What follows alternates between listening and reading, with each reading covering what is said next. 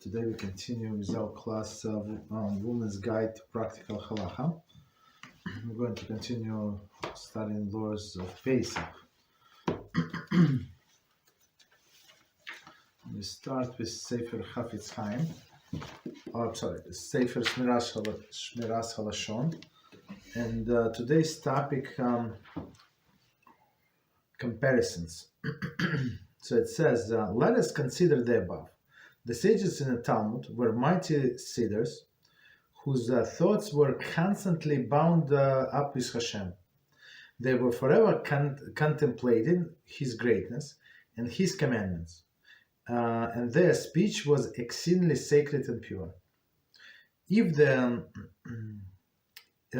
in the course of speaking, it happened that by chance that an improper word escaped their lips, surely they immediately engage in inappropriate form of repentance. Nevertheless, even this rare improper utterance did not damage the sanctity of the power of speech, so that it was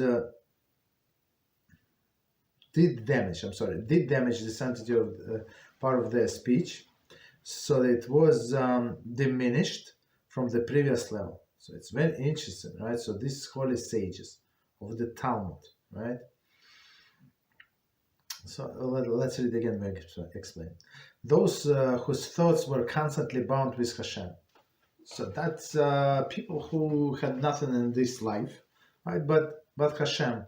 Okay, all thoughts were revolving about service of Hashem. Okay, they were forever contemplating His greatness and His commandments, right? And their speech was exceedingly sacred and pure, right? So they all the day in Torah, they all thinking only about Hashem, His commandments, try to watch their speech. And what happened? If in the course of speaking it happened by chance that improper word escaped their lips, right, some Haloshon hara, surely they immediately engage in appropriate form of repentance. So on one hand, so if you do teshuvah, it should be erased or almost erased, right? Nevertheless, even this rare improper utterance did damage the sanctity of part of their speech. So if they were damaged, their power of speech was damaged, so what to say about us, right? So that is what's diminished from their previous level. Okay. What of ourselves, exactly? Then whose level of study is no one compares to that of the sages of the Talmud. If we will defile our mouths with the words of Haloshon hara, mockery, strife, and the like, what of the sanctity will be manifested through our Torah study? So if their level was diminished, so needless to say, our level would be diminished, right? On defile with the mouth of the Haloshon hara, mockery and strife. Okay. Continue. Of course, if it's for the honor of Hashem and glory of Hashem, so it would be allowed to mock wicked people, as we going to plan to do today. Okay. Let us compare our approaches to the spiritual and material pursuits. When, for example, business matters are concerned, one does not cease to ponder in ways by which to improve his enterprises and increase his profits. He is careful to remove any possible impediment to the success. So about business, every person that's a businessman, he always think how to improve, how to do this, to that, like all of this, maybe find the new suppliers, get new customers, maybe advertise better. Okay.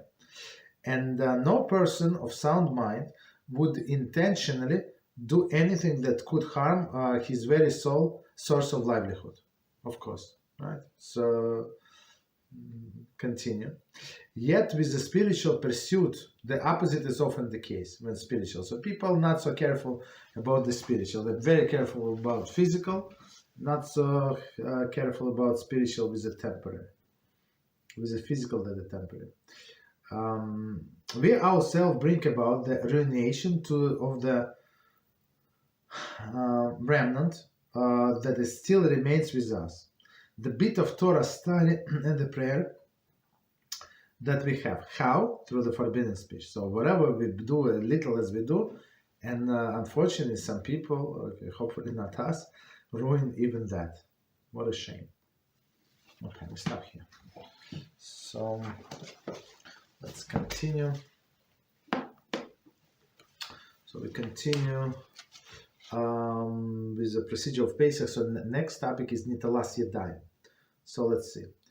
We wash hands for Netilas Yadayim before we eat karpas. Based on the halacha that when one eats a wet fruit or vegetables, one must wash the hands using a cup. Although throughout the years some are lenient, on the night of Seder everyone follows this practice. We do not make bracha on this washing. Okay. So let's try to understand what it says here. So the halacha in a Shulchan Aruch. So some clowns. So we're going to talk about that clown who said to provide the sources later on. I mean the guys who said the opposite. Not okay. The opposite of what we said later on. But here's the thing. So I heard like several times the people would say that's Sephardic custom. I said, what's Sephardic custom?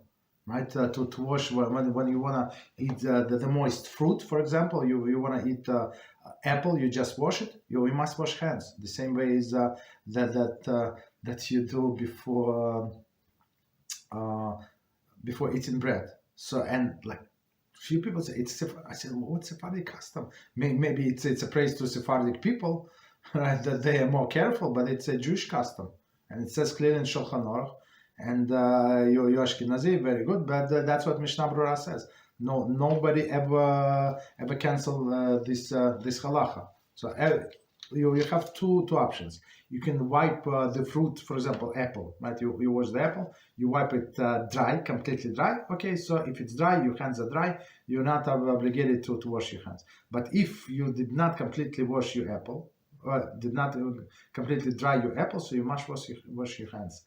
The way you wash for Netilas Yadayim for bread, right? So, and it's clear in Shulchan Aruch. So, and he said some people are lenient. 278, okay.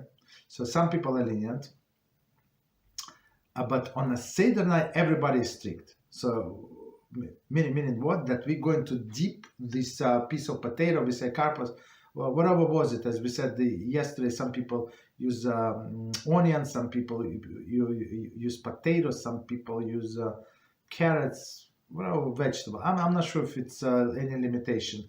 Celery, I saw people use. I mean, all of the vegetables, things from the ground. But since you dip into the water, even though your hands are not going to touch, so let's say you have this small piece of potato, you're going to dip, your hands do not touch the liquid, does not make any difference. So you still have to wash the hands, but you do not say the blessing. Do not say the blessing. Okay? So it's one of the explanations that say to cause the children to be curious, like why would you do that? So okay, very interesting. Continue. Even though no bracha is recited, one should not chatter before the eating karpas.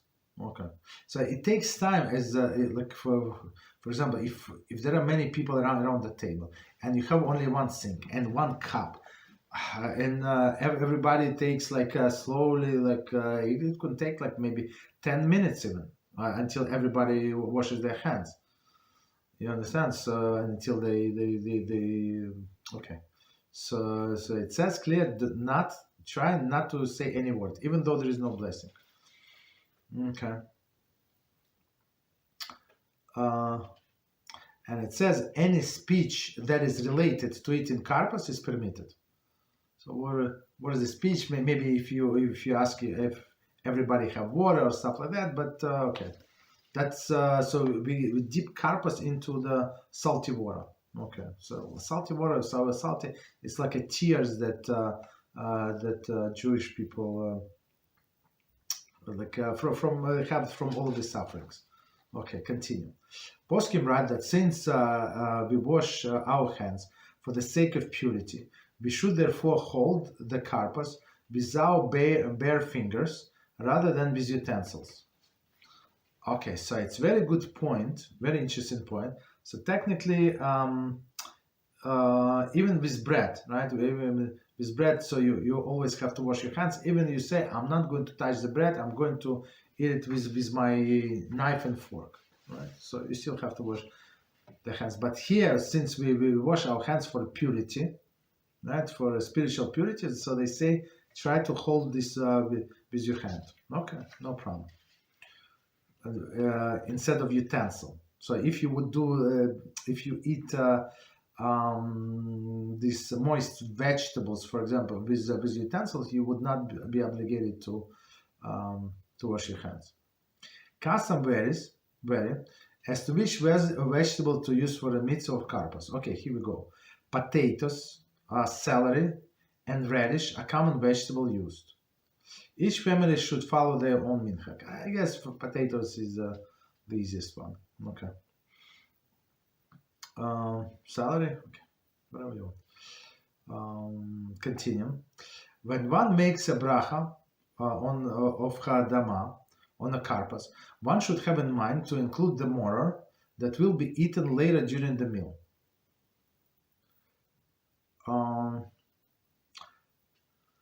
So just to remind us the procedure of the Seder. So first we go wash our hands. I mean, not the first, but before eating matzah, before everything, you go wash your hands, and now you're going to eat this piece of potato. Well, let's stick to potato. But you have to say the blessing of this potato because it's not part of the meal. It's before the meal. And our sages say it's proper not to eat too much, eat less than kizayas. So if you eat less than kizayas, let's say 1 ounce, 28 grams, so you would not be obligated to say the blessing afterwards. Otherwise, you put yourself in this questionable position. Maybe you need to say the blessing after the eating food. So if you use small potatoes or cut it in four pieces, whatever, 3 pieces, whatever you cut it, right? Smaller than kizayas. Okay. And you would need to say separate blessing on this potato. It's not part of the meal, right? You say Haggadah and the fruit of the ground. And when you say that, you should keep in mind that it should cover also Maror. So Maror is lettuce that we're going to eat. Okay. So as we learned in our class of blessing, you can keep in mind and you can intend to eat whatever you want, multiple of foods, and it could be much later. I mean, it does not make any difference. Okay. It is a matter of dispute if the Maror requires its own bracha after matzah. Okay. Okay. We therefore include the Haggadah of karpas. So technically, on since you eat this Maror after the matzah, so you eat these potatoes, then you eat matzah, then you eat Maror, right? So technically, it's a part of the meal, right? This Maror part of the meal on one hand. On another hand, it's not part of the meal. It's like a separate religious, I don't know, it's like religious thing that we do for Haggadah. It has nothing to do with satiation, right? So when we were talking about what foods are covered by bread or matzah, so we said everything that you're going to eat for satiation, right? But this Maror you eat because it says in Haggadah to eat, not because you're trying you like to eat this Maror. Okay, so that's why they say to be on a safe side, whether it's covered by matzah, not covered by matzah. So if you include your Maror, like in your mind, you include in your mind that it, and right, in the blessing on this piece of potato, it should be the best. It would be ideal, and I guess this would be the thing that you're allowed to talk because it's connected to the blessing, right? You're allowed to talk after you wash your hands and ask everybody to keep in mind. So we're going to say the blessing. And one person can say the blessing in this case. Or if anybody wants to say separate blessing, no problem. Right, so you can say to keep in mind, so this blessing on Haggadah, keep in mind, it should also cover Maror. Okay, continue. one should be careful to eat less than kizayas of karpas, exactly as we said, right? In order to ensure that no barei nefashos is needed on karpas, enabling the bracha to be applied to Maror later. Okay. So less than kizayas. So if you're not sure, it's one of the things that you would be obligated to wait and to weigh on a scales and see like what piece of potato would be less than kizayas. So with celery, it's very light. So I mean, I don't think I'm not sure how much is kizayas. Maybe this big. I don't know. Maybe 4 inches. I don't know. But with potato is very solid. It's very heavy. So you have to know exactly to make sure exactly to eat less than kizayas. Okay. So next step, reciting the Haggadah. However, women are obligated to recite Haggadah at the Seder. So as we said, women were integral part of this the whole procedure going out of Egypt, right? And of course they must say Haggadah, right? It's actually the biblical, right? We said yesterday for two biblical mitzvahs and two rabbinical. So it's actually the biblical one. One reason is the woman included in the miracle, right? Some of the opinion that obligation for the woman is mina Torah. So okay, so and some rabbis say that even this obligation for men it's for sure, but they say even for women it's from the Torah. So that's how important. So it's very important, as we said yesterday, not to overload the women so they work and like a slaves and like a waiters and bring to the table. That's not proper. That's not proper. So you're going to eat tomorrow, day after tomorrow, right? But today is a proper for a woman to sit at the table and listen to the Haggadah from the beginning to the end. So don't serve the guest. I mean, it's not time to serve it, but don't prepare. Don't do any cookings. Just make sure for all of the women sit at the table and listen to Haggadah. Okay. So because one of the opinion, according to some of the opinion, it's actually from the Torah.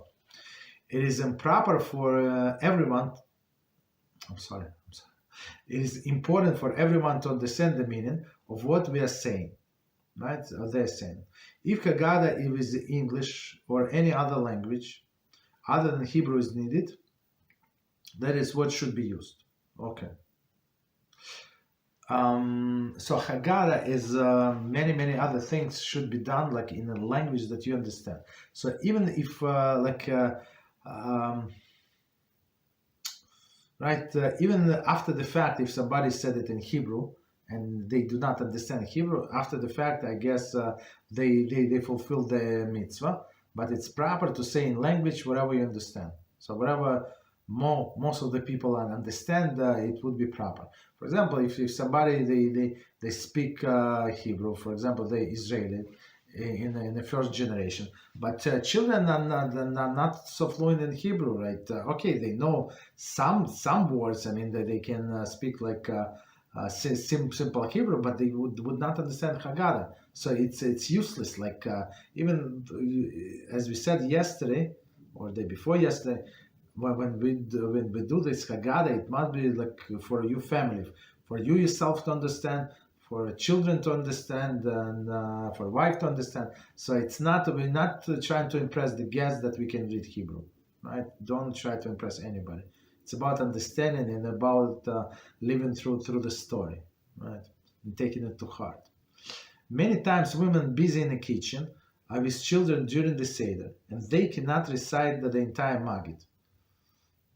So Maggid is a story, right? That's absolutely wrong. So all of the women try to prepare whatever you prepare, and just stop by the time they're ready to say the Haggadah. So it's very important. And as we said yesterday, or we did not, I don't remember.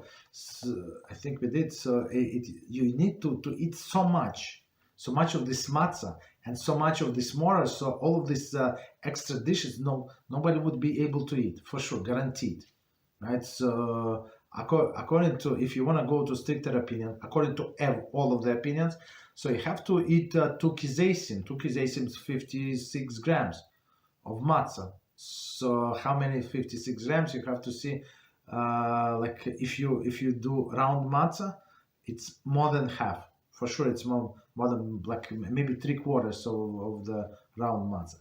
If you do go with machine matzah, like these square ones, maybe I don't know. You have to see how much. 2 kizesim. I'm not sure how many. So we have to check. You can see. I think that the box is 1 pound. I think I'm not sure. I think so. So you have to count how many slices are there and divide and see how many you should eat. So if 2 kizesim, it's possible you need to do 2 square matzahs. You understand? So, but the minimum requirement, so minimum of the minimum, not everybody agree. So eat kizais. Kizais maybe one square or like half or less than half of the round one. It depends on the round one, of course. So after you eat all of this bread, all of this matzah, all of this moror, and moror also very light. So this lettuce, right? So you have to eat so much lettuce, like 2 or 3 leaves, and you have to eat it a few times. So I mean, you will be full, just from required food, and plus wine also very satiating. So after you eat all of this, it's proper for women to listen to Haggadah, not do all of the cookings. Many times women are busy in the kitchen or with children during the Seder, and they cannot recite the entire Maggid. Recite or hear from somebody else. There are certain parts of Haggadah that are more important than the others. Thus, women should certainly recite the section of Pesach, Matzah, and Maror, right, until the Bracha of Gal Israel. Okay, I think it's closer to the end. Additionally, so Gal Israel is Redeemer of Israel. Okay. Additionally, she should read the section Arami Ovet Avi, right, and etc. And the 10 Makkos plagues. Technically, how much is she skipping? Maybe half. Just eat, but it's proper to, if possible, if you don't have little children, and if it's only because of the guests, don't do it. Try to listen to the whole Haggadah. Okay, matzah. Women obligated by Torah law to eat matzah at the Seder. The Gemara writes that even though this is the mitzvah that must be fulfilled at the set time, the mitzvah from the woman, which women are usually exempt, since the Torah compares chametz to matzah, we learn that whoever is prohibited to eat chametz is likewise obligated to eat matzah. So it's very interesting how they derive. So let's read one more time. We're going to explain. Very interesting. Women are obligated by Torah law to eat matzah at the Seder, period. Right? So because it's part of the Seder. If you're obligated to the Seder, we said there are 4 mitzvahs. That's according to some, it's right. It's the Raisa. Right, the Raisa. So rabbinical is 4 cups of wine in Halo. That's rabbinical. So, but matzah is the Raisa. The Gemara writes that even though this mitzvah must be fulfilled at the set time, and we said before that women are usually exempt from the mitzvah connected to the set time, the mitzvah from which women are usually exempt, right? Since the Torah compares chametz to matzah, so chametz to matzah, we learn that whoever, it's very interesting formula, whoever is prohibited to eat chametz is likewise obligated to eat matzah. So women, as all of the other Jewish people, are prohibited to eat chametz, so she's obligated to eat matzah. There is much debate of whether 1 or 2 kizesim, here we go, of the matzah should be eaten to fulfill the mitzvah. This is the Shulchan Aruch or Chaim. 475. Okay. Just 1 second. Fulfill the mitzvah. Okay, the poskim maintain that women and children may certainly rely on opinion that 1 kizais is sufficient. The quantity of the matzah quantity of the matzah, that equal kuzais varies from the thickness of the matzah. Okay, so let's since there is a lenient opinion that our sages offer, so we can definitely Stipler go on. Okay, so Stipler go on says that women and children can rely on lenient opinion. Lenient opinion meaning 1 ounce. So if she cannot eat more than 1 ounce, let her eat 1 ounce, and it's going to count. But for men, it's I'm not sure. I mean, there is such an opinion, but it's very like minority opinion that you can eat only 1 kizais. Okay, so and since it's all biblical, so we're trying to go like in a more stricter way and eat 2 kizaisim. Any question on what we said? Questions? Okay, continue then. Maror. Women are obligated to eat maror at the Seder. This is based on the verse that says Egyptian embitter our lives. And we have to weigh the maror. It's not so simple. It's not so simple like it. All the leaves are not equal as we understand, right? So you have to first of all wash them carefully and check them against the light, right? If you have like special light, check this special light. You have magnifying glass, check the under magnifying glass. So it's a special procedure how to wash these lettuce. Okay, we're not going to go into it, but if you're interested, we can discuss. Okay, so maror, we said women are also obligated to eat maror. Again, you have to put it on the scales and see how many leaves. So again, like the last time that I weighed it, so I mean we had like they're all different size. So every year you buy not exactly the same size. So and not exactly the same size could be like a 15-20% difference. So you have to adjust. Right, that's why we always like before Pesach we always weigh the maror like and put it like in like bundles like for each person. Okay, continue. At the time of the Beis Hamikdash, when the Korban Pesach was brought, there was a Torah obligation to eat maror together with matzah. And the meat of the korban. Today, eating maror is rabbinic mitzvah. Okay. But you'll see in our Haggadah. So it's I think it was who was Beis Hill or whoever was it our sage. So he was eating this the sandwich, and that's what we also do. And here another part of when we eat. The full set of matzah plus this lettuce, so it's a lot. It's a lot of matzah, right? Right. So today eating maror is rabbinic mitzvah. Okay, continue. Many use romaine lettuce for maror. Shulchan Aruch. Okay, even though romaine lettuce is not very bitter. If the lettuce had been left in the ground longer, it would become bitter. Okay, this is just like a servitude in Mitzrayim. It started off easier, but it turned to the back-breaking labor. We do not recline when eating maror. So as we said yesterday, right? So when we're drinking 4 cups of wine, we recline on the left side. When we eat matzah, we recline. When we eat sandwich of maror, this lettuce with a matzah, we recline. But when we eat maror by itself, we do not recline. Continue. Korech. After we eat the matzah and the maror separately, we make the sandwich. Okay, both of them together using the middle matzah piece that was broken earlier. So even though it was broken earlier, so that's one of the first steps that you break the matzah. You hide half of it for Afikoman to use at the end of the meal. But and looks like you have only half of matzah left, so you just share this this matzah with somebody and take from the box extra matzah. There is no problem. I mean, the meaning of what we're saying, use this matzah as well.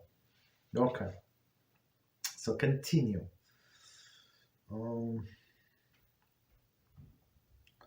Just 1 second. Okay. This matzah is a korech. Okay. So meaning for this sandwich. This is based on a pasuk that relates that Bnei Israel ate korban Pesach with the matzah and Maror. So of course we don't have korban Pesach. So the whole sandwich consists of 3 pieces. So we have only 2. Okay. The Gemara says the opinion that they ate it separately, which is what we have done until this point. So until this point, we first we start with matzah, then we eat this lettuce, this Maror separately, and now we combine it eat as a sandwich to cover all of the opinions. Okay. The opinion of Hill, was that they ate it together. We made this sandwich as a zecher, remembrance of how the mitzvah was performed in the time of the Beis Hamikdash according to the Hillel opinion. So, as we know, most of the halachas today we go by the Hillel, Beis Hillel. So, okay. So we're trying to accommodate everybody. Continue. One should not talk about the matters unrelated to Seder from recitation of Bracha of Hamotzi until the eating of Korech sandwich. Okay, it's not a long, but okay. So try, as he said, from not to talk on unrelated matters. But as we said yesterday, so time flies very fast. So try not to talk, not to prolong the procedure until you get to the actual meal. When you have meal, so you can relax a little, you can tell the story and add some extra. But try to stick to the program. Just go according to Haggadah. The Korech sandwich eaten while reclining, right? While reclining on the left, as we said, because you eat it with matzah. Afikoman. Women are obligated to eat Afikoman. So Afikoman, it's a last piece, last piece that we eat at the Seder, right? And it was half of the middle broken matzah. So it usually hide it, and if children find it and stuff like that, so they get prize. Okay, we're not going into it, but okay. So let's continue, and we're going to explain, because according to some opinion, this is the actual korban Pesach. So korban Pesach was eaten at the end of the meal, after everybody was satiated.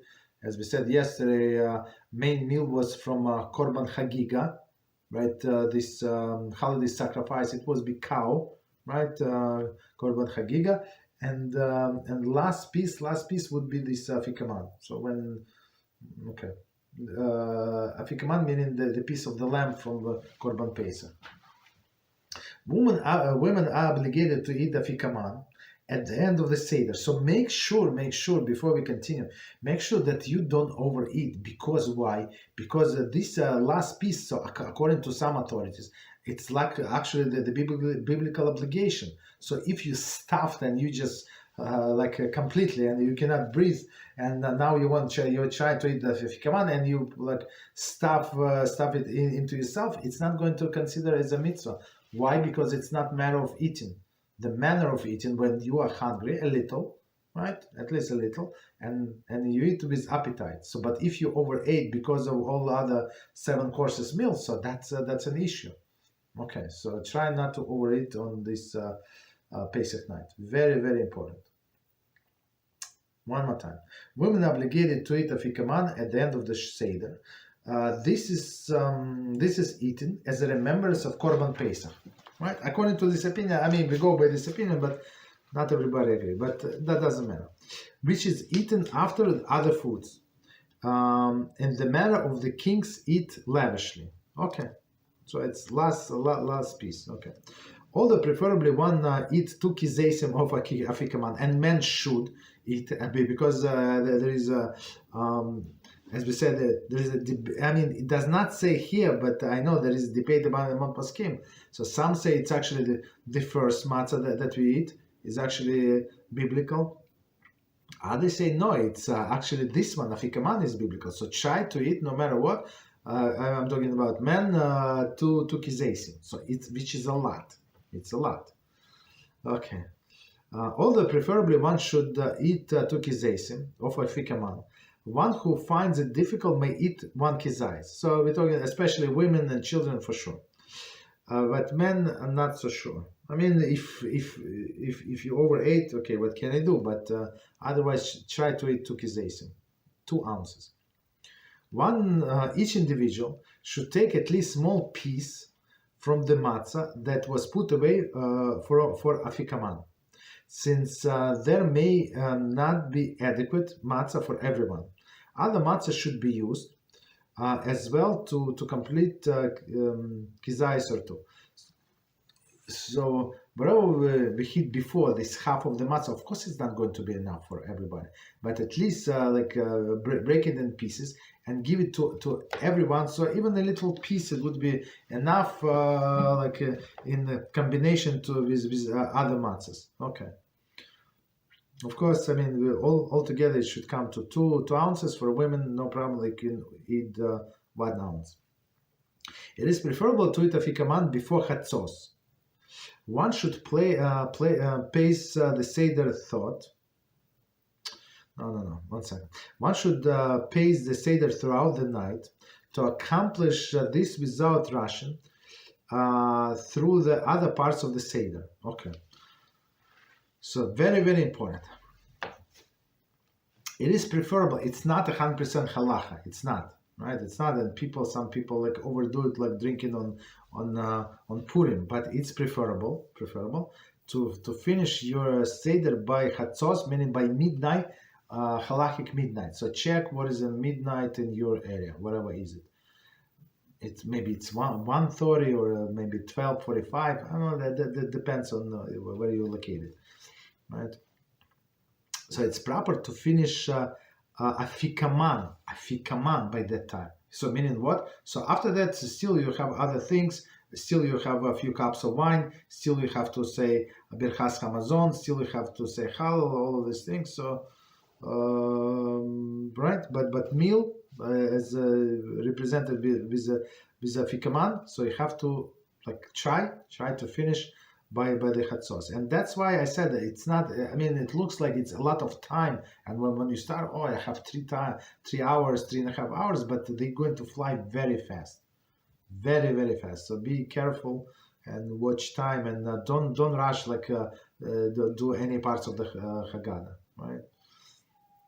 Okay, so continue. One should not eat anything after Afikoman. This is so that the taste of the mitzvah linger in one's mouth. After water, however, is allowed after Afikoman. And of course, the remainder 2 cups of wines. Okay, of course, you still have to do this 2 cups of wine and water. So until the morning, you're not allowed to eat, basically. But who wants to eat? But even if you want to drink, so it must be only water. Why? Because the last taste in your mouth should be from this Afikoman, from this matzah. Afikoman is last piece of matzah. And I would advise, and some years ago, maybe 5 years ago, so I heard from Rabbi Mizrahi Shlita. So he said amazing chidush, amazing advice for all of this shmura matzah. So they usually very heavy. So if you ever try this shmura matzah, it's not so easy to eat. So what did he suggest? So he suggest before the Seder, right? Before the Seder, it's dry them over the fire. Right, over the fire for a few seconds, and you will see some evaporation, some steam is going to go out of your matzah. So meaning what? There is a extra liquid. So meaning that you're going to get it, make it a little extra dry with this procedure, and it's going to be easy to be eaten. And you do your weighing after you dry the matzah. So of course it's not obligatory, but we find it very, very beneficial. It's much easier to eat this way, and you actually can do it throughout the Pesach Seder, because it's not what is it? it's not Shabbos, it's holiday. On holiday you're allowed to cook, so there is no problem. You can do that. Okay, but not over like a closed fire, but over the open flame. That's the best. Okay. Continue, and actually we're very interested in. We had one of this question today online, I think. So next topic is Kitniyos. The only food that can become chametz are the ones that derive from five grains, which is what wheat, barley, rice, spelt, and oats. Other foods cannot become what is it? Chametz, right? Any food that are made from kitniyos, legumes, cannot become chametz, right? People make flour from anything. So, but this, even though it is flour, it cannot become chametz. Nevertheless, many Ashkenazic families do not eat kitniyos or food made from them. Two reasons are given to explain the stringency. So all of the beans, as we said, corn, right? All of this, right?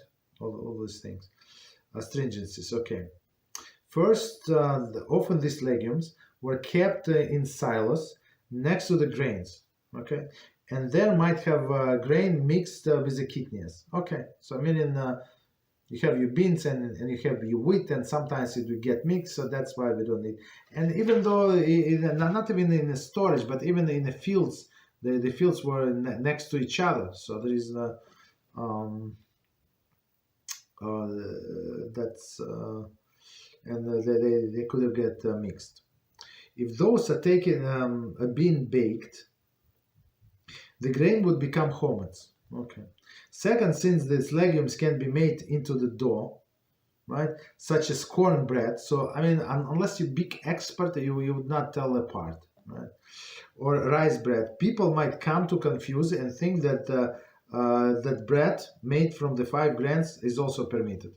So that's second reason is okay. It's from Mishnah Brura. It's like it's called marisain. Marisain is the way I sees. So I see that something like bystanders. Even you did not do anything wrong, but it looks like it's something wrong. For example, I'll give you an example.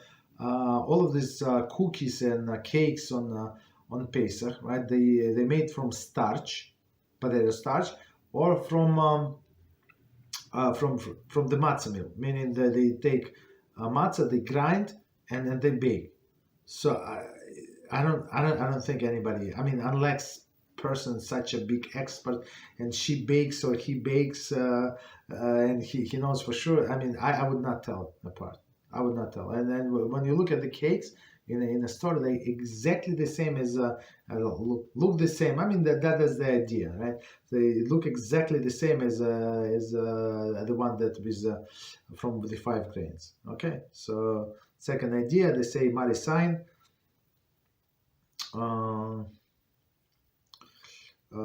Marisain, that's why we don't need it, right? So including these kitniyos, as we said, all of these legumes, beans, and buckwheat, and all of these things, right? All included in prohibition. The only exception to this, and actually I saw more and more kosher Pesach certified. I don't remember this grain. I think starts with an M. I don't remember, like escapes me at this point, but it grows only in South America, right? And small pieces, small round pieces, and so sometimes it's like come is in multicolor. Sometimes it's only like not white but yellowish. And since it was never grown in Europe, never ever, so it's only from South America. So our sages say so, and so it was never included in original prohibition. So wherever our sage is prohibited, they did a takana, they did enactment that it's not allowed, like wherever all of these things that we mentioned, okay, it's not allowed. But this one was never meant to be prohibited, and that's why IU started maybe like two years ago. Initially, everybody were against, but then they look into it and they say no, that was never in Europe. They were never prohibited. So, and I saw OU, and it says kosher la Pesach. Okay, very interesting. Any questions on what we said before we continue? Next section. Any question? Okay, no problem. Yeah, go ahead. Yes, real quick. Yes, I would. You said you mentioned Birkat Mazon. Is it the same Birkat Mazon that we say for bread, or? Okay, so yeah, so yeah. Is it different? I apologize, I didn't get the question. What about Birkat Hamazon? Is it the same that we say for bread, or does it change anywhere in there? Oh yeah, okay. Or is there, a different? I got it. Yeah, it's a good question. So try to read from Haggadah. So if you have Haggadah, so all of this. First of all, it's a special kiddush. Okay, I don't want to go into it right now. I'm just go mention briefly, but next time I want to go through the Seder about all of the davening. I want to show you where all of the davening in the Seder. But you're right. There is a special edition we call Yala V'Yover, like that we say on holidays, and it's like when you get into the middle section. So you have to say what holidays. It's for Rosh Hashanah, for Sukkot, and for Pesach, of course. But if you use Haggadah, so in Haggadah, they usually put like everything in there. So meaning you have Kiddush in the beginning. So if it's Erev, if it's coincide with end of Shabbos, so it would be Havdalah there, the text for Havdalah. And at the end, it's going to have Birkat Hamazon, and it's going to include all of the right words, all of the additions that you might say. But it's a very good question. So technically, it is a bread. Matzah and bread is the same thing. I mean, right? It's the same thing. So you must say Birkat Hamazon with addition. But this addition is for all of the holidays, or even this addition, same addition that we do on Rosh Chodesh. So the only difference in the middle, you say Rosh Chodesh, or you say Pesach, or you say Rosh Hashanah or other holidays. Okay, please, question. Go ahead. Yes, Rabbi. Once again, thank you very much for having this class and allowing me in it. One of the things I remember growing up was they would talk in the Talmud about the Ukrin et HaShulchan, the removing of the table before the Manish Tana. Yes. Is that something that should be done? No. It was in. You're right. Okay, so it's very. You have good memory, Baruch Hashem. So in olden days, so it was the procedures of eating was like very, very different, especially in when we are talking Talmudic times. It was done in Babylonia, and wherever Jews went to, so we absorbed some of that customs, some. Right, so we ate. Everybody ate like on a couch, right? As Romans would eat, right? So like rich people would lean on the left side, like half laying down. Don't ask me how is it comfortable, but that's how they ate, right? And all of the people were having like individual tables in front of them. That's why, and when they would finish eating, you're right. That's what it says. So they would remove this individual tables, and they would be able to say Birkat Hamazon, or some have other procedures, some sweets, or like they would change the tables. But today, what we do, like something very similar. You're right. Thank you very much for mentioning. So it is proper not only on Pesach but on all other days to clean out your tables, to take out the dirty dishes. So if you have like I don't know, like certain bowls with a chicken, rice, whatever left over, like I'm talking about Shabbos, any meal, that's fine. But it must be presentable. So because you're going to bless the King of the Kings, so your table would not have like dirty dishes, like with the chicken bones or some other things. Understand, right? That's so it's in some sense it's similar to taking out the tables. Very good. Thank you very much. You're welcome. Any other questions before we continue? Go ahead. Yes, Rob. Go ahead. So everybody's plate or matzah and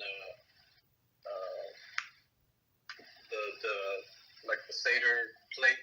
Everybody has to have their each set weighed out for themselves.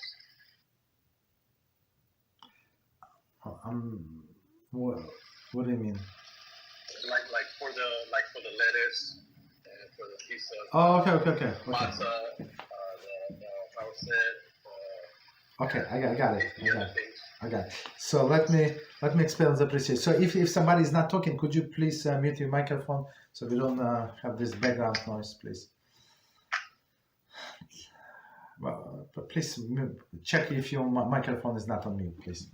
Okay, so this plate, the big plate that we discussed yesterday, we said that many different designs, beautifully set, silver, gold, whatever you can afford, nice design. It's if you can afford it, if you have place, yeah, maybe it's good to have for everyone. But usually it's main plate in front of the person who is conducting the Seder.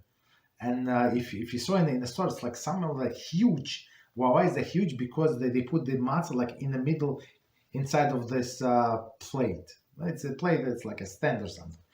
But technically, you like if you have a regular one, I don't have this fancy. I have a regular plate, that's metal plate, and we put all of these cups with the egg, with the chicken neck, with this maror, with karpas, everything, right? So we put on this plate. And but for other people, like people sitting around the tables, they would put we would have the same food, but in regular serving bowls, serving platters, right? So we would have, for example, in somewhere in the middle, eggs, so everybody can take egg and eat. And speaking about egg, remember to eat egg. It's very important to eat egg as well. Okay, it's actually would say in Haggadah to eat egg. Dip it also in a salty water and eat this egg. Right. But what I was trying to say that you have to make these measurements before the Seder. Otherwise, like all of the leaves of lettuce, they're different size. So you cannot say like take three leaves or 5 leaves or 2 leaves is enough. So if it's outer leaves, they're bigger. Maybe 2 is enough. If it's like closer to the stem, maybe I don't know, maybe 7 leaves would make kizayis. You understand? So that's why I said we measure, we weigh, and put in a bundle. So everybody take the ready bundle. That's it. That was the purpose. Understood? Any other questions before we continue? Okay, so we're about to finish this topic, and I'd like to go to briefly into another topic, and we start for today, unless you have questions. Okay, so 2 other topics, also very important. Gebrokts, right? There are many families that are strict in refraining from eating gebrokts. Gebrokts is any matzah that has been soaked or came into contact with water. One reason for the stringency is the fear that the matzah may have some flour and that was not fully kneaded or baked or not baked through, which will become chametz through the soaking or cooking. Okay, so let's quickly explain. When when these inventors came up with machine matzah, this what is it, the square matzah, machine matzah. So some rabbis were like against, but other rabbis said, you know what, it's actually much safer. Like when machine does it, everything is precise. So it's actually more safer not to have this flour, like uncooked flour inside. So it's not this. Some people say I never would eat machine matzah. It's not so simple. It's not. You understand? Okay, but Gebrokts is when you soak this matzah into water. And my family tradition, we do eat Gebrokts, and people eat matzah balls, right? So according to this opinion, to people who do not eat Gebrokts, they would not eat matzah balls. They would not eat other dishes, right? When you soak what is it? Matzah bray. I think it's called matzah bray. When you soak matzah in water, right, in like hot water, then you add eggs. Well, then you add mushrooms. We add and spices, and we fry in a frying pan. It's they're very delicious. I don't think it's very healthy. You can get a few pounds after eating that, but it's very, very delicious. But some people who go in who do not have tradition not to eat Gebrokts, so they would not even eat in your house, because for them your dishes, I mean my dishes, I'm talking about, my dishes are not kosher. You understand? So that's very interesting. So Pesach is one of the days, so people, of course, they trust each other with the kashrus, but and this holiday they usually don't go to each other's houses. So that's stringencies, right? And actually, the Sephardic custom, they for sure do not go. I'm not sure about all of the Sephardic, but many they do not visit each other, right? And unless they're related from one family or something. But in the last day of Pesach, they actually come together and show that unity. So it has nothing to do with that we are arrogant, we're so kosher, and you're not so, right? So that's how they show unity. Okay, continue. Since the 8th day of Pesach is 8th day of rabbinic addition, many of those who accept stringency are lenient in the last day of Pesach and do eat the Gebrokts food on that day. But I would say they would not eat from my plates. I mean, from my plates, but they would not make Gebrokts in their own kitchen. So that's the thing, right? Because for them, the dishes would be not kosher after that. It's very interesting. So, but they can come over. So that's why I'm talking. This 8th day. So people go and Sephardic tradition, Ashkenazic tradition. So I will say because the 8th day is extra, right? It's was rabbinically added. Okay. This generally manifests itself matzah meal, Netilas, right? That serve in a soup. Okay, so all of this matzah balls, we call them matzah balls, Netilas. Continue. In general, upon marriage, a woman assumes the custom of her husband in this regard, right? So women go by the custom of their husband. So she might be a daughter of big rabbi, right? Very prominent person. And she gets married, so she goes by the custom of her husband. So if he's Sephardi, she goes by Sephardi custom, and she does not need to do Hataras Nedarim. So it's like a nullification of the vows, because that was expected, right? So she would keep these customs, whatever father's custom, up to until she lives under his roof. But once she gets married, that's a different story. So she goes by customs of the husband. And last piece is Yizkor.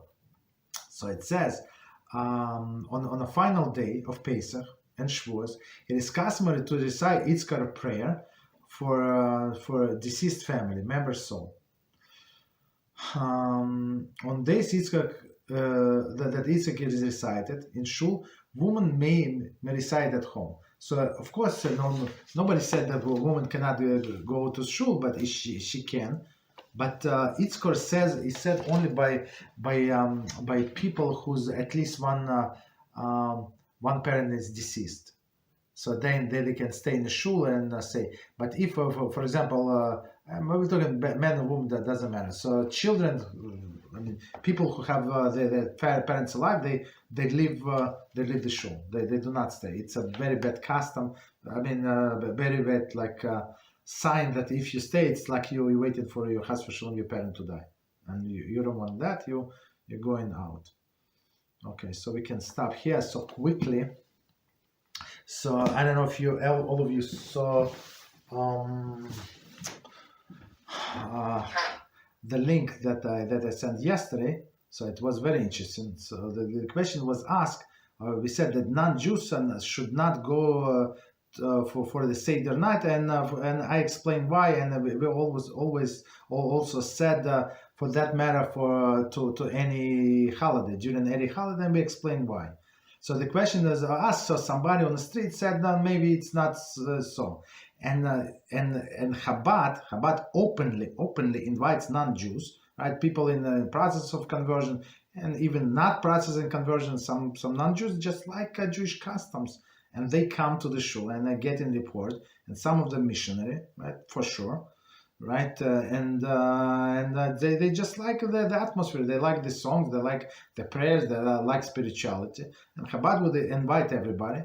And so when I was start searching for the source, because I was asked to provide the source, why would I say so? Somebody said opposite, right? Who I am to him. Right?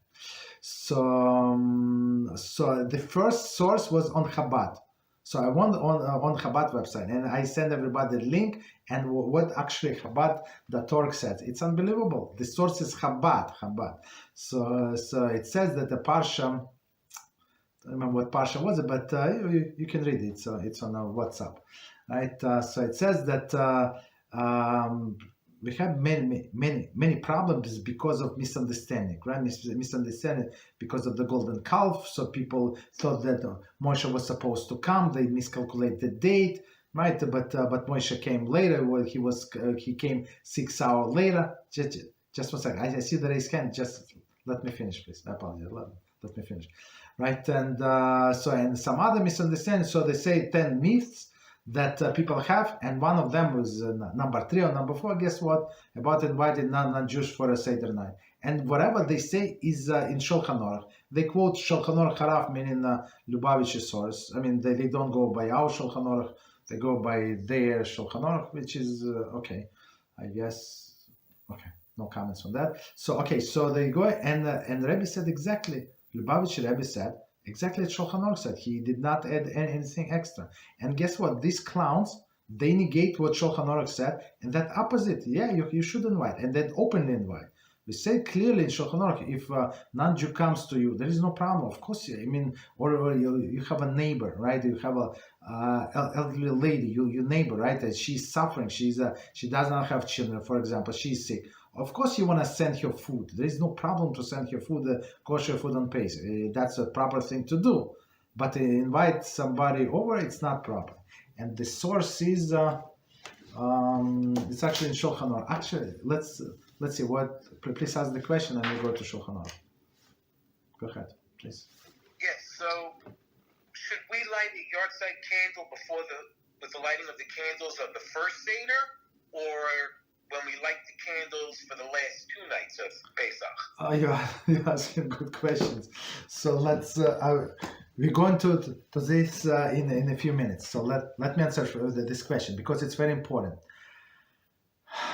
First of all, we have 3 days in a row, and there is special procedure. I'd like to discuss Erev Tavshilin. So we're going to discuss in details, but on Monday. That's my plan on Monday, because today is no time. So you can light on Yom Tov. You can light, but only from pre-existing flame. So what does pre-existing flame mean? So if you have like a gas stove going for the whole 3 days, no problem. You can use that light, and from that light you can light your candles. On second night of Yom Tov, you have to light the candles. And from that light, you can light the Shabbos candles as well. So also from pre-existing light. Or you can have this yortzeit candle, as you said. So what we do, we have two candles. One is 48 hours and one is 24 hours. Right, so I mean they call yortzeit candles. So this the one for 48 hours for the first day of Pesach. We have it just so we have pre-existing flame. So just something goes wrong, so you always have this flame. It's very, very, very reliable. These yortzeit candles, they never go off, never ever. I don't remember, never in my life, never it went off. It's like very, very good, solid product, right? After the 2 days over, so in last day, before Shabbos start, you can light this extra 1 day candle. And keep in mind, so it's not only for extra light, but it's actually in memory. For example, in your deceased family, whoever you want to include. Understand? There's no blessing, nothing, but this light should be you're allowed to use this light, right? And plus, you want to use it as a commemoration, as a memory of deceased. That's a good question. Thank you. So we don't like light, but from pre-existing flame only. Go ahead. Thank you. Okay, very good question. Thank you. Of course, I mean, as you understand, we're going only highlights of Pesach. But if you remember some specific things, as we just asked about this candle, please ask, because to cover the Pesach, we need I don't know how many hours. So we go with highlights, whatever it says in the book. Of course, I elaborate, but there are many details we just completely skip. Okay, so let's see the source. We go for the source. So the source is actually Shulchan Aruch. Shulchan Aruch, and it's Siman. It's Orachaim, right? So it's 512. And the topic is one that one should not cook on Yom Tov for the needs of non-Jews. Okay, so contains 3 paragraphs. We're going to go only 1 paragraph, not everything. Okay, so Shulchan Aruch says, one may not cook on Yom Tov for the needs of non-Jew. Therefore, it is forbidden for one to invite a non-Jew to eat with him on Yom Tov. In case he will come to prepare more for a non-Jewish sake. So exactly what I said yesterday, we just want to see if whatever I said yesterday makes sense. And it says actually in the Chabad website, it's very interesting, I looked over it today as well. So it says, so you cannot invite a non-Jew for holidays, and plus including Seder. So it says clearly included Seder. So all of the clowns, they as usual, they line, and we know why they lie. Okay. Because Shulchan Aruch says the opposite. It is only forbidden to invite non-Jew, right? And Gloss, meaning Rama, says, to eat in one's home, but one can send a non-Jew food to his own home, but the means of non-Jew is allowed. Okay, so you have extra food, so you can send to non-Jew. So continue. Of course, we're not going to cover everything. Don't worry.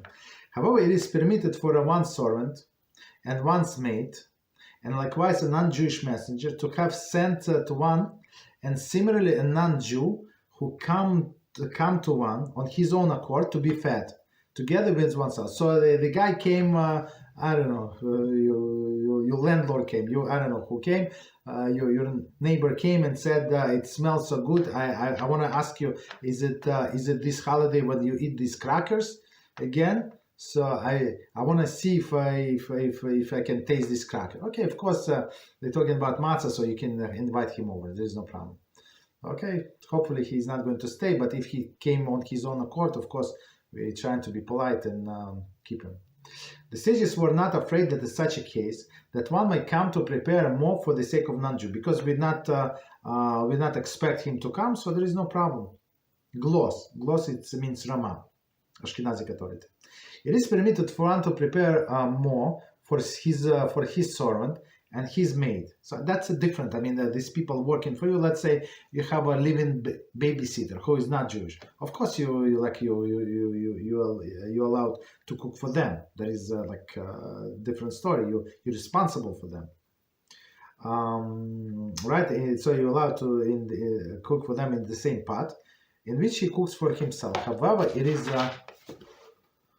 forbidden to prepare more for other non-Jews in any manner.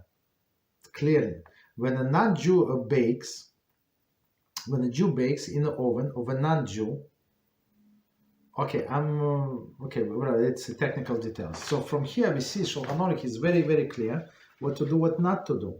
So let's do a few Mishnah Bruras so we understand the concept. Of course, we're not going to go at everything, it's a lot, but at least few of them. So from the beginning with Mishnah Brura. So it says, one may not cook. Cook, commentary. One may not cook. Correspondingly, all Shabbos labors that are permitted to be done on Yom Tov for the sake of a Jew are forbidden to be done on Yom Tov for the sake of non-Jew. Okay, so on Shabbos there is no problem to prepare to invite non-Jew for Friday night, let's say, right, for Friday night, Friday day, because all the cooking you must do before anyway. But on Yom Tov you're allowed to cook from the beginning, right? So that's the thing. Okay, so one more time the whole sentence: one may not cook on Yom Tov for the needs of non-Jew. Mishnah Brura. This is because it is written in Shmos 12:16. What is consumed by everybody, that alone you may be done for you. The sages of blessed memory interpreted this is to mean that it should be done for you, but not for a non-Jew. For you, but not for your animals. In regard to the doing Shabbos labors on Yom Tov, for the needs of Karaites, Rabbi Betzal forbids this in response. So Karaites, the people, is a sect of the Jews who rejected the teaching of the sages and follow plain meaning of the scripture. These clowns, guess what? I had like sometimes they comment on our YouTube channel. Right? He said he said nobody asked him to comment, but he said I accepted all of the biblical laws but not rabbinical laws. Okay. These Karaites, right? So rabbis say even for Karaites you're not allowed to cook. There are authorities who permit it, meaning for Karaites, because the reason that they merely act mistakenly, following the practice of their ancestors. If Jews confirm a sinner as regard to idol worship, or with regard to public profanation of the Shabbos, he has the ruling of a non-Jew, and one must not cook for him on Yom Tov. Right? So Jews, he's still in doubts whether Torah is true, whether Hashem is true, and he does not or she does not keep Shabbos. Right? We're talking about born Jew, or right? So he considered to be 100% idol worshiper, 100%. Right? And we're not allowed to cook for him on Yom Tov. Very interesting. No discrimination. Therefore, it is forbidden for one to invite a non-Jew to eat with him on Yom Tov. So, and not observant people. Okay, so here we go. Commentary. To invite a non-Jew, the fact that the one already prepared all of the requirements for the meal of no avail for this to be permitted. So a person might rationalize, and when you say to somebody this reason, they say, no, look, but on Seder night, like when you come to the shul or wherever you're going to come, so all of the tables are set. They're not cooking they say, Rabbi, nobody's cooking in the kitchen. Everything is ready. It was ready from yesterday, right? From 2 days from, right? Okay, so Mishnah Brura says answer to all of the clowns. So it's of no avail to be permitted. This is because there are nevertheless grounds to fear that one might come to cook more in another pot solely for the sake of non-Jew. Once invited him and wishes to honor him, right? So of course, when you eat yourself, you eat this fish, but when you invite other people, you try to impress them or to honor them. You would eat different fish. And now this guy said, "Can I come over me and my wife, and he brought his 3 children and his mother-in-law and a dog and a cat, and now it's not going to be enough food for you and in your family. And guess what? You're gonna feel embarrassed, and you're going to start cooking. Guess what? While you still read Haggadah, you're going to start cooking for them, guaranteed. So our sages knew that, and they say even if it's everything prepared for Seder, absolutely forbidden. One second. Let's do the whole sentence again, because there are many Mishnah Bruras. So it says, therefore, it is forbidden for one to invite, and commentaries say this even applies if animosity will be caused, right? So okay, they would not like you, except one may be lenient in one non-Jew to eat what one has prepared for himself, if the matter will hinder Yom Tov rejoicing. Okay. So continue.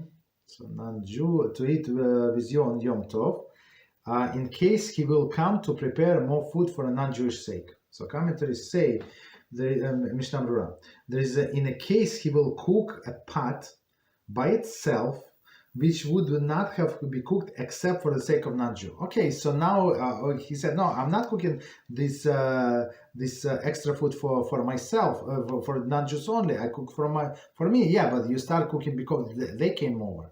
You understand? And they ate a little more. They brought extra guests, and that's why you do it. Okay.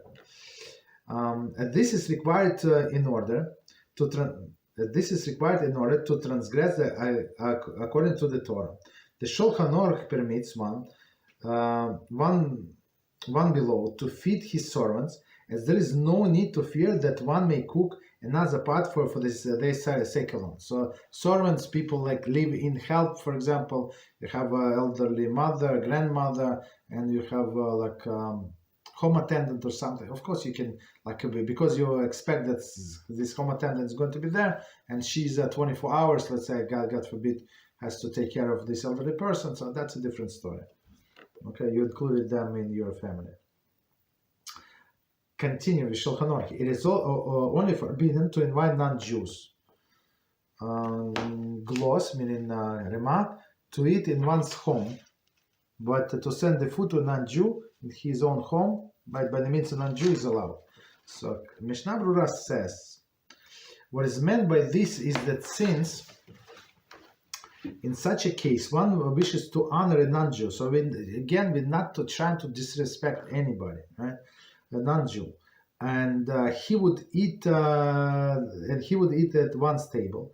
The sages were afraid that one would come to cook another pot for his sake alone. However, this reasoning does not apply when one sends to non-Jews food at his home. Okay, so just send the portion and that's it. Okay. So last commentary and we stop. So, but you're allowed to send them food in their house. So as we said, the elderly person, homebound person, like somebody brought single lady, single guy broke his leg. He cannot move, right? So he cannot go to the store, cannot order for whatever reason, right? So you want to be nice. But the same, so commentary on, but to send a non-Jew his food at home is permitted. See Mar Mordechai and several additional Achranim, who agree that this is only permitted if one sends him some of the food that one prepared for himself. So you're not preparing extra food for him. So it's very important point. You are sharing your food. So meaning that you're going to eat less. Okay. However, one is to prepare more food for the sake of non-Jew, even if he will do it in the same pot in which he will cook for himself, it is forbidden. Here, clear, not so that you're not allowed to invite non-Jewish for your Seder. It says clearly. So even you're not allowed to send them the food. So needless to say this. This is because the sages were afraid that once one would prepare more for the sake of non-Jew, he would come to cook food for another pot for him. That's it. From this, one can see that the practice of many people to send gifts on Yom Tov to a non-Jew from whom they wish to honor, and to prepare additional foods for their sake is acts of contrary to halacha. So all of these people who are trying to get the favor from these people because they expect tzedakah, that's the only reason, right? If you say I'm poor and broke, so so they would not be very excited about you so much, right? So, but because they expect tzedakah, so they try to find favor. That's what they do, right? It says absolutely not, right? Contrary to halacha. It goes without saying that it is forbidden to bake on Yom Tov for the sake of non-Jew a single challah. Okay. As it is practice to prepare for the sake of the hermezel or blintzes. Hermezel, what is it? Hermezel is this is flat cake made from matzah meal, topped or stuffed with filling. Okay, I'm not sure what is it, but okay, some old recipe. Okay, continue. Or blintzes. For in the case of these articles, each individual might require an independent effort for a preparation. So that's also is counted. So because you do it like separate pieces or some pieces together, or like soup, right? You don't need extra effort to cook soup. Preparation, in addition to the quality of one is not enhanced because of the fact that more are being prepared together with it. So if you have more meat maybe in a pot, maybe it's better, like improve a dish. But these separate pancakes or something, they're not improve each other. However, it is even forbidden to cook more fish for the sake of a non-Jew, even one. So we're talking about to send them foods, right? Even when one cooked together with it the same pot of fish, right? So in your pot of fish, and one's own needs as well, as explained above. There are achronim who are lenient about this. When one cooks together with the fish for a non-Jews in the same pot of fish, for one's own needs as well. Okay, so there is some lenient about the fish. Okay, in circumstances when there is a fear that animosity, right, may otherwise because our monetary loss, it may be that one may rely on this view. Many don't cook even fish, right? But if they're going to hate you until the Mashiach comes and they exterminated from this world, so yeah, so you can cook fish for them. So that's I was asked provide the source. He's the source. So as you see, I said yesterday from the memory, but it was very close. Of course, I did not remember all of the details, but it was very close to us. So the bottom line, try not to listen to people who just say their opinion, right? Unless you ask him. That's why I ask. The people say opinion. So I ask, did you learn today 7 hours? Say 7 hours. Why should I'm not Avrech? So I said, did you at least learn 5 hours? And then 5, and then you ask person a question, and it's you figure out that it was 7 hours, but in a matter of 6 months. You understand? And people give their opinions, and they do not even understand. So other people, based on the look, this guy looks like Moshe Rabbeinu to me, right? He's I don't know, like minimum of Moshe Rabbeinu. Of course, I'm going to listen to him. And they do not realize that people rely on their opinion, and they're absolutely wrong. So unless you know that somebody is reliable, he learns the whole day, right? And he's a Avrech or somebody like reliable, so you can ask the question. Otherwise, do not listen. 95% of the time, they're wrong. That's what I learned. And I deal with people who went to yeshiva for the whole system, 20 years, not 20, 15 years with Israel, like they go to and they know exactly zero about the Judaism. And you would say, how can you know exactly zero if you went there every day? Exactly, you can know exactly zero about Judaism. Unfortunately, that's the issue. Okay, any questions?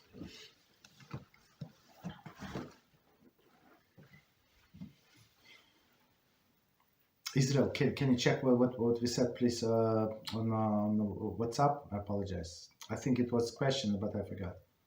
Please. There are 3 questions. Okay. The first is it okay for kids / teens to, I don't know this word, hand-me-down seed? Oh, yeah. Where hand-me-down. Yes, there is no problem whatsoever. There is no problem. Even it's feel a little bigger or something. No problem. Go ahead. What else? Are lentils also considered Chametz? No, lentils, they're not, it's a very good question. They're not considered Chametz, but they consider one of the Kitniyos. So according to Ashkenazi custom, we're not supposed to sell it, get rid of it, just put it aside, don't eat. According to Sephardi custom, then no problem, they can eat. It's there's no problem whatsoever. So it depends what custom you follow. But it's not Chametz, never. Go ahead, what else?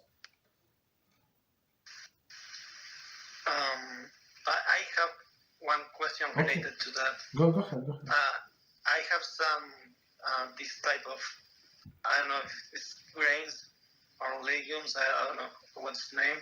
In the package, it says that the same processing unit is used for Chametz products. So it's allowed for Sephardi?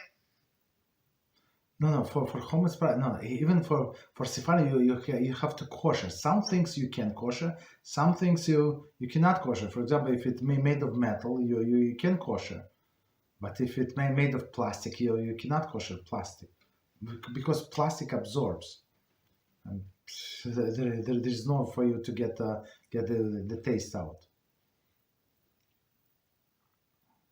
So it's needed to clean these legumes, these grains.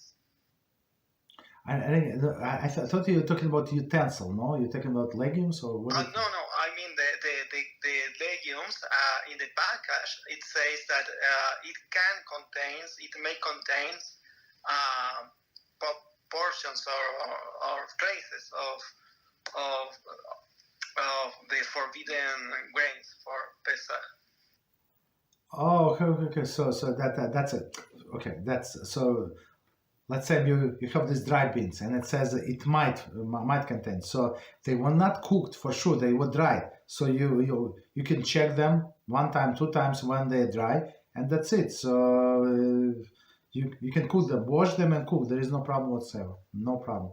Just if they if they warn you, so please check for sure. Yes. No problem. And for Ashkenazim would be forbidden to use these. Yeah. For forbidden. No, I mean, it's not Chametz. We just set it aside and don't eat it. That's it. That's the only difference. But so there are so many foods to eat. You eat all of the vegetables are allowed, like other like fresh vegetables. There's no problem. Okay. What was the question?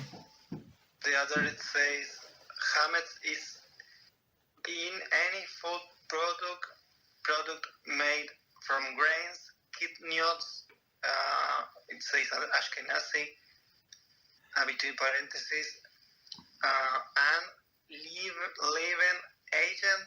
Is it that correct? I'm not getting the question. Could you say it is asking if Chametz, the definition of Chametz is any food product made from grains, Kitniyos, and leaven agent. Okay, got it. No, Chametz is a flour.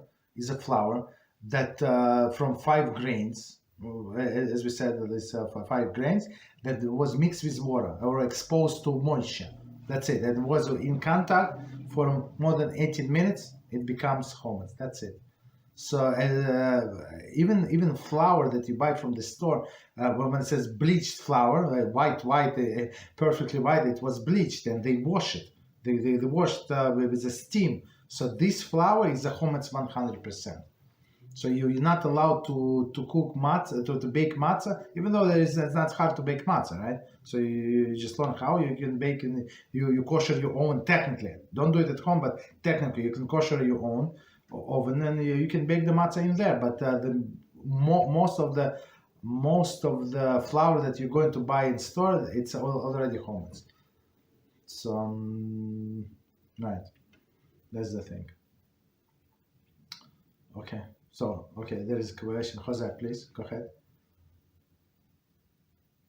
Rabbi, also does this also apply to rice? Like you can just separate and not use it?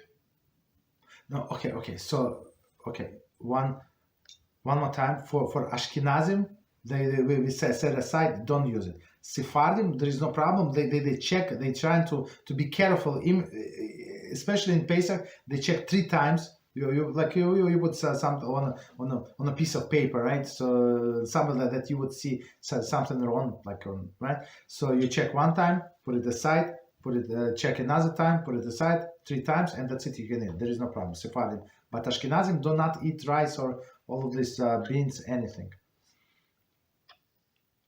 So that's the thing. Yeah. So again, if let's say if you're not going to throw out the chametz, if you decided to, I have only 2 boxes of cereal, one box of cookies. Why should I bother selling? I don't have vodka. I don't have whiskey. I don't have beer. I mean, there is no problem. So in this case, you just get rid of chametz that is chametz, and you can keep all of the rice and just set it aside. That's it. There is no problem. And since this is the Shabbat, the Shabbat Haggadah, which is the time this is the last time we're gonna buy bread because we need bread for Shabbat. Should we? And we're not. I don't think we're gonna eat all the bread because we need to make a blessing on the bread. And I don't know anybody yet that eat 2 loaves of bread or 3 on Shabbat. So with that bread, should we save it to burn it? No. Okay, so or should we sell it or give it away to somebody we know? You can do a combination of all of the things. So you can do whatever you want. But I would suggest just buy smaller rolls or buy pitas. That's it. So it would be less left over. Thank you, Rabbi. Yes, don't buy people buy and they cook huge and then I saw many times my heart burned. They put in the shul they buy these huge challahs. They nice looking, but people don't eat that much and they put everything in garbage, bread in the garbage, fresh bread. My heart burns. I try not to sit with them because I cannot see the food going to waste when there are so many people that we know for sure going hungry. Understand? So that's for sure. So buy small pizza, but if you're going to sell it, you can freeze it. There is no problem whatsoever. You can freeze it, right? But I would say buy pizzas and buy small rolls. No problem. Okay, go ahead. Any other questions? Yes, Rabbi, is baking soda and yeast chametz? Baking soda is not chametz. Okay, so about baking soda. Don't ask me how. I do not know. But some packages, this yellow almond, whatever this national brand soda, some of them just OU kosher, but some of them OUP. I'm not sure how is it for Pesach. One of them not for Pesach. Don't ask me how. But if you want to use this baking soda on Pesach, try to get with a P. With the letter P, which is for Pesach. I'm not sure why should it be different, but that's what it is. Thank you. Yeah, you're welcome. Okay. What else? Rabbi, I just want to make sure I heard correctly about non-Jews coming only for Pesach or for Shabbos? No, for all only holidays. Shabbos, no problem whatsoever. Okay. No problem, because why? Because on Shabbos you're not allowed to cook. So the whole prohibition. So summarize. Maybe we did not summarize. So the whole prohibition is for a Jew to cook on Yom Tov for a non-Jew. So it says in Torah. So you're allowed to cook what is needed for your soul, but not for the soul of other people. Yeah, understand? And we're going to when we're going to learn the laws of Yom Tov. So that's we're going to return to this line over and over again, and we're going to match all of the halachas against this line. So, is it necessary for everybody's soul or your soul you're very special? So, and it's going to be answered. We're going to discuss about taking shower on Yom Tov, right? Is it required for everybody? Everybody needs the shower, or you special person? And we're going to. I don't want to do a summary because it's not such a simple thing. Okay, but Beezrat Hashem, we're going there. Okay, what else? Somebody had a question? Go ahead. Anybody? Go ahead. Yes, Rob. Yes, I know I missed a couple of classes, but I don't know if anybody has the meaning that Seder 2 nights in a row. What is the purpose of that? Is that obligatory to do that? The 2 nights in a row? Okay. Thank you for the question. Let me start from saying that on 2 nights we do exactly the same. Nothing changed from one night to another. Exactly copycat from one to another. So in olden days when we had the calendar, we did not have a calendar, and the first mitzvah that we got, from HaKadosh Baruch Hu when we're still in Egypt, is to say that sanctify the month for me. So the sanctification of new month, it was the first mitzvah ever, right? So and Rashi starts in the Sefer Bereshis. So he said, Rashi is asking why the Torah, which is a book of law, starts with the creation of the world. It should start from the first mitzvah, which is sanctification of new months. I skip. I'm not going to give answer, but it's very important to give answer to this one, right? So it says in olden days when we have a Beis Hamikdash, so people would come, right, and even in the time of Moshe Rabbeinu, people would come, witnesses, and say, we saw the moon.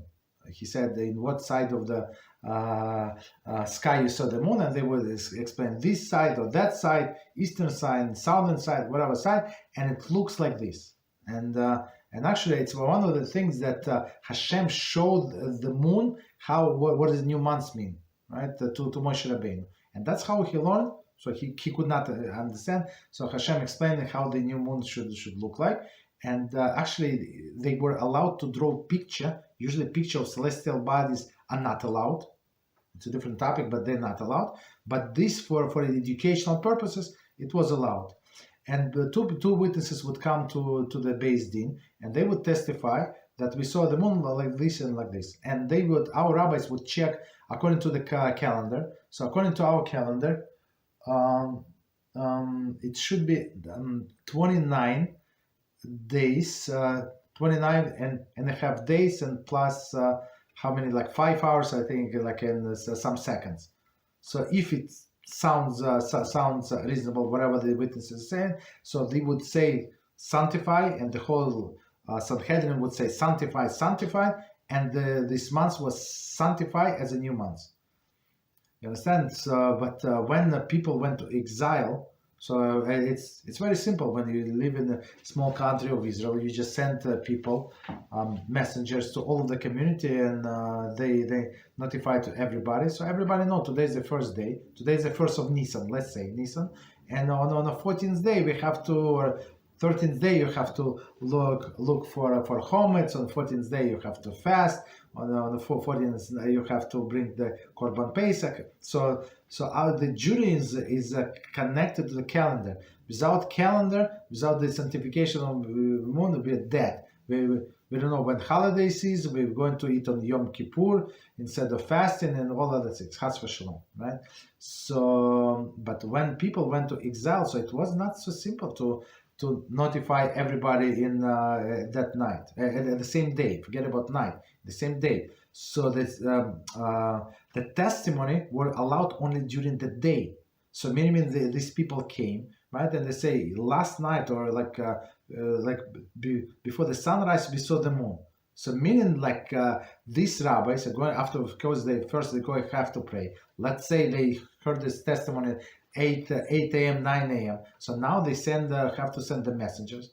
Even if you use horses, not such a good roads and stuff like that, you cannot get to all of the communities. And because of that, right, we said let's make sure that we have Rosh Chodesh, right, for 2 days. And that's why, right, some of the Rosh Chodeshim for 2 days, but they double the holidays. So even though today, answer your question, today we know that the first holiday is a holiday. So we know that the first day of the Pesach was the 15th. So if you look at your calendar, it says 15th of Nisan, the first day. You know it's the first day. So 16th, second day, 16th of Nisan. It's not a holiday. But since our sages say it's a holiday outside of the land of Israel in diaspora, so that's why we obligated to observe double holiday. And it's exactly the same. There is some minor difference for the second day, minor difference. So you're allowed to bury the dead. I mean, today we don't, because we have refrigerators, but in olden days you would allow to bury a dead by the means of non-Jew. You would ask non-Jew to bury your dead. I think there is second difference, which is, I cannot remember right now, but that's it. Otherwise, you will keep exactly the same. Okay. Any other questions? Any topic?